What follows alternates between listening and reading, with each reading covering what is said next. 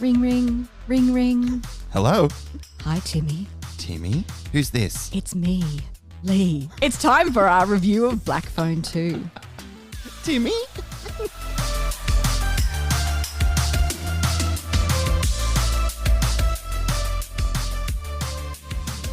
I'm Timmy Ifland, film expert. I'm Leigh Livingstone, entertainment journalist. And we love to talk all things movies. That was my best grabber, Ethan Hawke impression. Do you know what? I think Hello, Timmy. Blumhouse will be calling you very soon. Yeah, I'll pick up that call for sure. Okay, so in Black Phone 2, Finn struggles with life after his captivity when his headstrong sister Gwen begins receiving calls in her dreams from the Black Phone. Determined to end their torment, Gwen persuades Finn to investigate a mystery at an isolated camp and confront a killer who has grown more powerful in death than either could imagine. Black Phone 2 is directed by Scott Derrickson from a screenplay by Derrickson and C. Robert Cargill, based on the short story The Black Phone by Joe Hill. Black Phone 2 stars once again Mason Thames and Madeleine McGraw, Jeremy Davis, Demian Bashir, and Ethan Hawke as the Grabber. All right, Leigh, you were a really, really big fan of the first film. Why did you love The Black Phone so much? Because it was such an original concept. Mm-hmm. It was really exciting to watch. The tension was perfection. The jump scares were brilliant. Yes, very, very visceral. The performances from a young Mason Thames and Madeleine McGraw blew it out of the park. Yeah. They deliver again in this film. We'll talk about that a bit later. But this film is set 4 years after the event of the first film. So a lot has happened since then. Our characters have matured and grappling with what happened to them all those years ago. Yeah, there's a bit of PTSD going on for Finn. Trauma, PTSD is big theme, getting into fights at school. Gwen is dealing with the visions that she gets and knowing that it affected her mother so badly that she took her own life. Yeah. In this one, the premise expands a little. So Gwen's dreams come back, but they're showing visions of 3 boys who are being hunted at a remote winter camp called Alpine Lake, which leads her and Finn into another confrontation. The film sort of expands visually as well as from a story perspective, because in the first one, Finn is in captivity, right? He's contained. A lot of the film takes place within the 4 walls of the basement of the Grabber's house. But in this one, the story expands into the outdoors, if you will. So they've gone above and beyond, bigger in terms of its scope and scale from a sequel perspective, but then also finding ways to expand the story more. Do you think it was successful in expanding that scale and the emotional depth that's needed? Look, I think the emotional depth was there, and maybe when we get to characters and develop more of the story conversation, we'll get there. But I really did wonder how they would revisit this, especially in how the first film ends. So if you haven't seen Black Phone, the first one, well, you wouldn't really be listening to this episode, would you? So the Grabber is killed by Finn in that. He is killed, he escapes his capture, and it's really full on.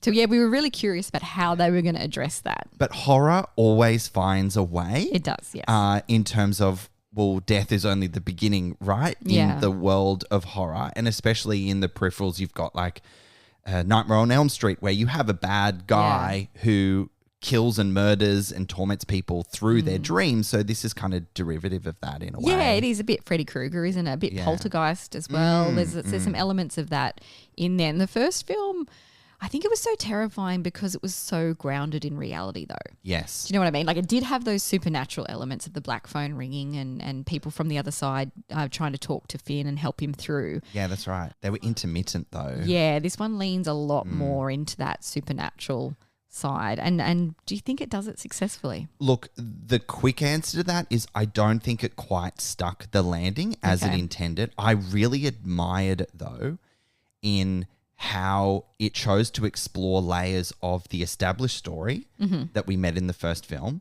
the established characters that we met in the first film, to uncover like a deeper truth and some really shocking revelations. I admired that, but I don't think it nailed it. Are you of the same persuasion? I agree. I like that it expanded the lore and as you said, those revelations. There's a couple of things from the first film that revealed to be not what we thought. Not what we thought at all, which is pretty exciting. I wish they had leaned more into the grabber. I feel like Ethan Hawke was underutilized. Completely. It's interesting. And it's not really until the end where the grabber kind of comes to the forefront, which I don't know whether it was intentional, that sort of lurking evil presence. But he wasn't enough of a presence. Yeah, I think agree. that was the problem. That was the problem. And you have such a strong performer in Ethan Hawke. He was bloody terrifying. This role, like, I mean, he's a chameleon. We've seen him in so many different roles, but this role was quite shocking for him. Absolutely. It was terrifying. He did an incredible job. And he does a great job here too, but I just don't think we see enough of him. You turned to me in the screening and you asked a really interesting question. Ooh, did I? And I don't know. Happens sometimes. It happens sometimes. And you asked, do you think that's Ethan Hawke? Yeah. I wasn't sure it was him. Because we then had a very quick discussion after the film and we sort of likened it to how The Mandalorian, that Disney Plus Star Wars series, played out with Pedro Pascal, where he's behind a mask 90% of the time in that show. And in the later seasons, he actually no longer was physically present on set. Yeah. And he just lent his voice. And when you asked that question, I was like, I don't know, because do we ever see Ethan Hawke's face in full in this? I don't think we do. Like, No. Surely there's a lot of stunt work here, but I don't know. You made me question it. There was something about the actor's face. And yeah, he's behind a mask for a lot of it. Parts of a mask. But when the mask came off in some bits, I was like, is that him? prosthetics on Ethan Hawke or is that a completely different actor? Yeah, and I feel like surely there's something on the internet that will confirm or deny this, but it was a really compelling question to ask. Do you know that director Scott Derrickson, who has a strong background in horror, right? Yeah. So he knows what he's doing here. And Doctor Strange. Yes, he's dipped his toe in the Marvel he universe has. like every other director. He based the Alpine Lake setting on a real Christian youth camp that he attended in Colorado. Oh, there it is. So there's a bit of authenticity there in the snowy setting. Yeah, look, I get the setup where there's this big blizzard and they get isolated, and it is such a classic horror trope that characters end up at a camp. Usually it's in the summer, thinking Jason Voorhees, Friday the 13th, lore.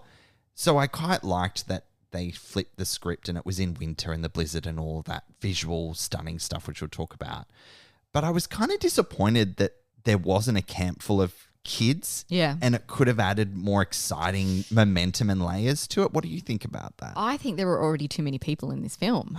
We talked too about many this. bit players, We talked about this. There is quite a lot of people that didn't need to be there and felt like they were just looking for something to do. And I'm like, more actors. Add more extras. Add more extras. Yeah, no, I agree with you there. I want to tap into something you mentioned just before around the fact that we spend a lot of time more in the supernatural parts of this story in Gwen's dreamland. It has a really cool aesthetic to it. But for me, it was hellishly overused and lost its impact for me. They filmed that stuff in Super 8. It looked amazing. It looks amazing. Yeah. So everything that was like her dream sequences was very of that old sort of grainy film aesthetic, which was, it was really fun. But you think that was overused? I think it was overused because, to pull on another point that you said earlier, like the first film was so tense and that was used really sparingly and beautifully in terms of putting the pieces together of where Finn was with the grabber and things that had happened to kids in the past. But here we spend I'm going to call it 50 to 60% of the movie in her dreams. Right, yeah. And I was like, oh, okay. I felt like it was too much. Okay. Did you like spending as much time in there as the film did? No, I see what you're saying. It's in one way I want to commend them for not just repeating the same formula of the first film. Fair. It does feel like a very different film. Very different. For better or worse. Yeah, I mean, it's delivering. It's attempting to deliver something else new. One of the things that I liked about how it felt different, probably tonally, was that we have characters who are now older, like in their mid to late teens. Finn and Gwen are 17 and 15, I think. And it was some of the dialogue and the language that made me chuckle, positioning it deeply within the time of the 80s. Yeah, the early 80s, yeah. Choice. Yeah. Oh, that's mint. Oh, that's radical. I mean, you're not getting that sort of language in the back half of the film because shit goes down, but certainly in the front half when you're reconnecting with the characters, I quite liked that. Yeah, talking about Duran Duran concert. Yeah, that's right. Yeah. Yeah. So I enjoyed those parts. That was quite fun. Did you know this is Scott Derrickson's first ever sequel? Is it really? He's never done a sequel, yeah. Even with his time in horror, he hasn't. And he deliberately waited until the cast aged naturally enough to be able to tell this teenage evolution story, which is more about, as we said earlier, the long shadow of trauma. It's more about the trauma that stays with you and generational trauma. Yes. As we find out. Well, yeah, I mean, the things that happened to the mother in her youth and then in her adult life is established in the first film. Finn, Mason Thames, brilliant performance. Oh, yes. He leans so much into his anger here, doesn't he? And we almost had a chance to speak with Scott Derrickson about this film. Unfortunately, his schedule didn't allow for it. It changed at the last minute. But I was just so eager to speak to him about what it was like working with Mason and Madeleine and how much they've grown since the first film, because they were kind of breakout performances for both of them. They were. The first film was a huge hit, huge success financially for the studio, and saw Mason and Gwen really, go out there and do amazing things in their career. I mean, Mason is everywhere this year. Yeah, he is. Yeah. How to Train Your Dragon, huge success. Regretting You. Rom-com hero. Yeah. You saw that the other day. I didn't get to see that one. Is he hot? He's 17. Is he becoming a pin-up? Yeah. He's a very, very handsome young man. But I saw Black Phone 2 and Regretting You on the same day. Yes, true. Yes. And so what I had the privilege of seeing in such a short period of time was the incredible versatility of him as a young actor, playing in the space of trauma and anger and PTSD and the darkness and grimness and violence of this film. Yeah. And then Regretting You, which is this lovely, light but important story about relationships and finding yourself. Okay. And he is so charming. Yeah. And lovely and understanding. He's a kid in that, but a very different sense. Yeah. My gosh, he's a star. We've said this before. Yeah. He's a star. You got to see both sides of the coin very quickly. Oh, yeah. Like Two-Face sort of vibes. Amazing. Two-Face. Yeah. Oh, geez.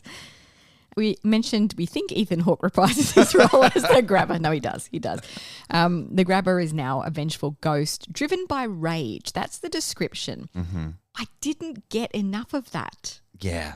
He was kind at one point, and that felt really left field.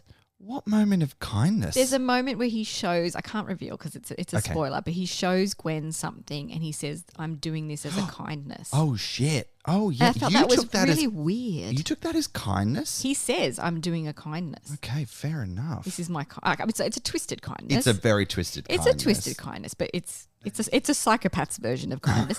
But I felt that was very weird because I thought we're not getting much of a character evolution for this person.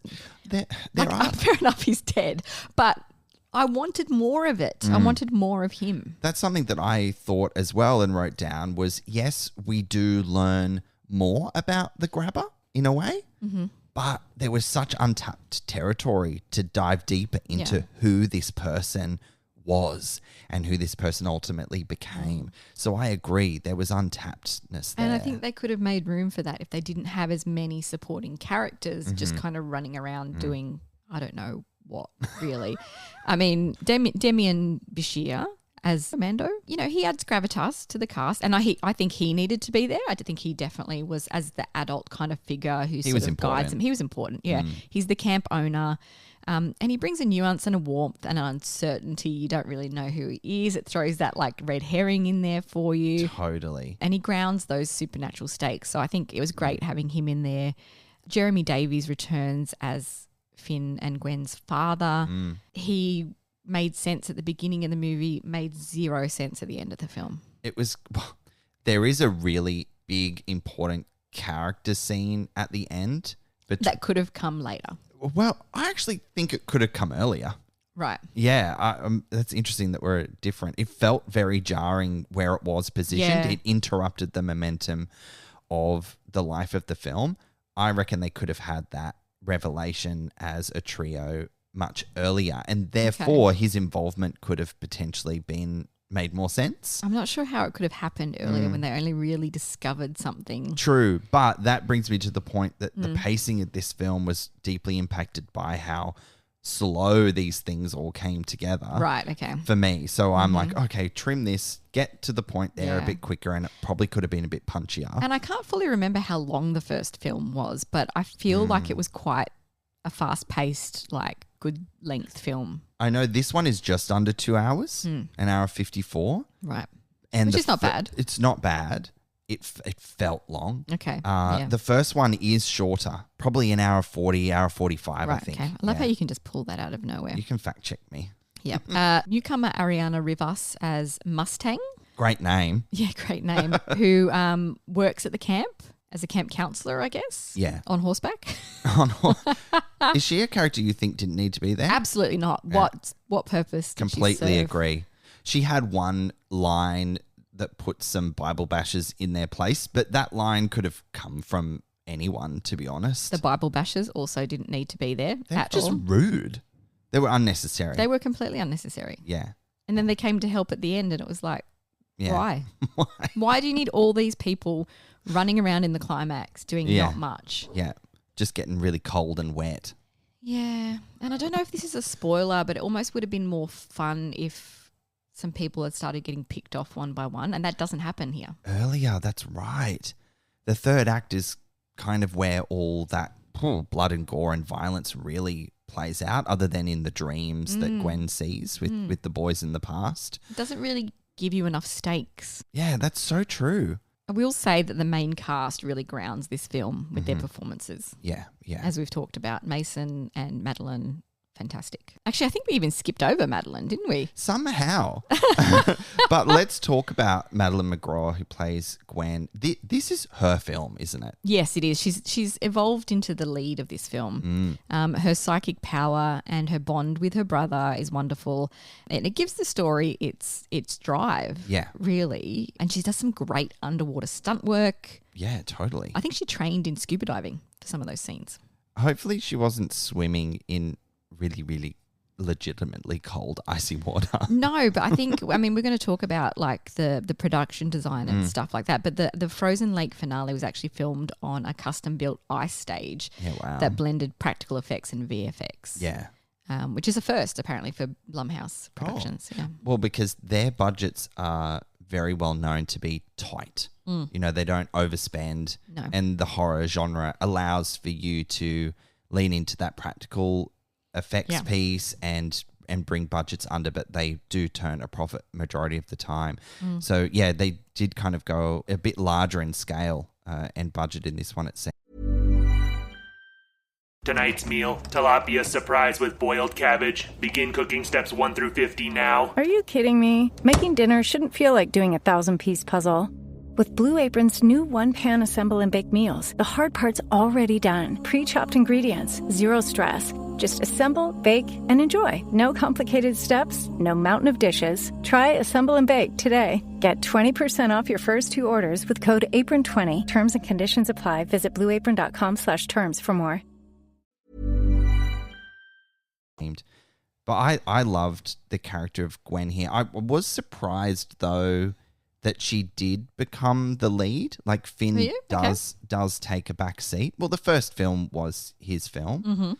I think it made sense, having said that. Yeah. I was just, okay, so Finn is taking a back seat. All right, let's settle into what Gwen brings. But I really admired how determined she is as a character and how she will stop at nothing to uncover the truth and is unafraid. I guess it makes sense because in the first film, we get the reveal that she has dreams and she has some psychic powers burgeoning. Yeah. And you wanted to know more about that. Yeah. You wanted to understand why that was happening. You don't get the why. That's the joy of supernatural and horrors, isn't it? You just go with it. Just go with things happening. Yeah. But it's good that we get to focus on that a bit more in this film. I thought that was great. Well, let's now talk about the look and feel of the film, Leigh. The Rocky Mountains of Colorado. They filmed this in Ontario, Canada. I think visually this film is pretty striking. Yeah. The iconography of ice and blood and white and snow is quite compelling on screen. It really is. And there were some real on-location blizzards happening while they were filming. So there's some visceral realism going on here. Yeah. But also, I found it strange. This is just a bit random, but I found it strange that like they would walk out into the snow and just be standing there and not like be affected by it. Like the snow acting bugged me a little because I felt like Finn would go out and have a cigarette and stand out in the cold and not even like do up his jacket or whatever. And I'm like, that snow would be icy on your face. It took away the power of the surroundings for me. Right. What, like, shiver, bitch. It's cold. Like, it's a blizzard. Wind your scarf around your neck, mate. I don't know. That is such a good question because it is a problem in films in general where characters don't seem to be fucking dying of cold in these clearly blizzard conditions. Yeah, there's one point where Gwen goes out in her socks. Yes. Probably not by choice. Yeah, I do wonder. I'm clutching here, but I'm thinking because we live in Australia, right? Sydney, what winter? Like we really don't have a winter. So it gets cold. Is this how people show up in these cold places because that's where they're from? And like so maybe they're used to it? Maybe they're used to it. We're just like, why aren't they shivering? Why aren't their lips blue? It's like maybe they're just used to it. I cannot handle the cold. Like the temperature drops below 20 degrees and I'm like, give me a snowsuit. Where's the heated blanket? Yes, please. We sort of mentioned in passing that this film is much more graphic and violent. How did you settle into that in comparison to the first one? Yeah, it is actually. Yeah, it is. You saw a lot more in camera. Really intense violence at times. Yeah, there's even like a blood-soaked homage to Carrie at one point. Like, there's a scene where Gwen's like just like covered in blood. It's very Carrie-esque. Yes. Yeah, I mean, I was happy with it because you kind of, as we said, we have to escalate the film from the first one. You have to move forward some way. Yeah. And I think it definitely did it in that sense. Yes. And in the emotional stakes. Yeah, but it didn't mean they needed to add a bunch of extra cast members to it. Apparently, though, like just talking about staying warm, the costume department built hidden heating systems into their costumes. Well, that's why they weren't shivering then. Well, I know, but act it. You're an actor. Pretend you're cold, even though you're toasty warm. Well, that's actually really lovely that they did that for them. Yes. But yeah. I mean, they're still kids. Yeah. There's OH&S that needs to be taken into account of minus. There was one character we didn't talk about, which is Gwen's little boyfriend. You're so right. Miguel Mora, Ernesto, who was the brother of one of the victims that Finn was talking to on the phone in the first film. Yes, and as the actor, he played that character in the first one. Yeah. And then he's not reprised his role, but being recast as the other surviving brother, which I think is a really nice touch. Oh, wait. No, he played his brother in the first film. Yeah, correct. Ah. Yeah, he played his brother in the first film. I did not catch that. And then cool. they're like, come back, but play the brother of the brother that you played. Yeah. That's actually pretty cool. Yeah. I really liked his character for Gwen. Yeah. Because it added, because this movie is very dark and grim, and it added a bit of levity and comfort and support for her character because he really likes her. And plays into that coming of age. Totally. Yeah. And he was just really, really sweet. What wouldn't you do for love? Exactly. Yeah. Duran Duran tickets. Go to a haunted Christian camp. I know. She really made it hard for him to like her. But he did it anyway. Yeah. Leigh, is there anything else you want to talk about Black Phone 2 or should we wrap it up? I reckon let's wrap it up. Black Phone 2 is a very different film to its slick and gripping predecessor that might surprise some viewers. Although it struggles under the weight of its grand ideas and revelations, it is a powerful reflection on trauma and reclaiming your power. More violent and unsettling, the film's biggest strength is its icy setting that offers some iconic visuals. Mason Thames continues to prove his star power and versatility, but this is Madeleine McGraw's film as her character Gwen is positioned front and center as hell freezes over. I like that. Hell freezes over. Oh, now I'm shivering just thinking about how cold this movie makes me looks. Cold. While The Black Phone 2 deepens its mythology, the grabber loses some of his power the second time around, favouring a larger, sometimes underutilised cast over letting Ethan Hawke shine with moments of terror in the journey of its main characters. Evolved performances from stars Mason Thames and Madeleine McGraw deliver on the emotional core from the first film with some solid jump scares that are sure to get you good. Nice wrap up. Black Phone 2 is in Australian cinemas from October 16 for this spooky season. That's it for another episode of Popcorn Podcast. It's always a privilege to have you. It's time to hang up. We'll catch you next time. That's good. If you enjoy our episodes, make sure you're subscribed on your favourite podcast platform. It's free. While you're there, we would love you to rate us and leave a review. You can find us on Apple Podcasts, Spotify, Samsung Podcasts, iHeartRadio, Amazon Alexa, Overcast, Pocket Casts, and where all good podcasts are found.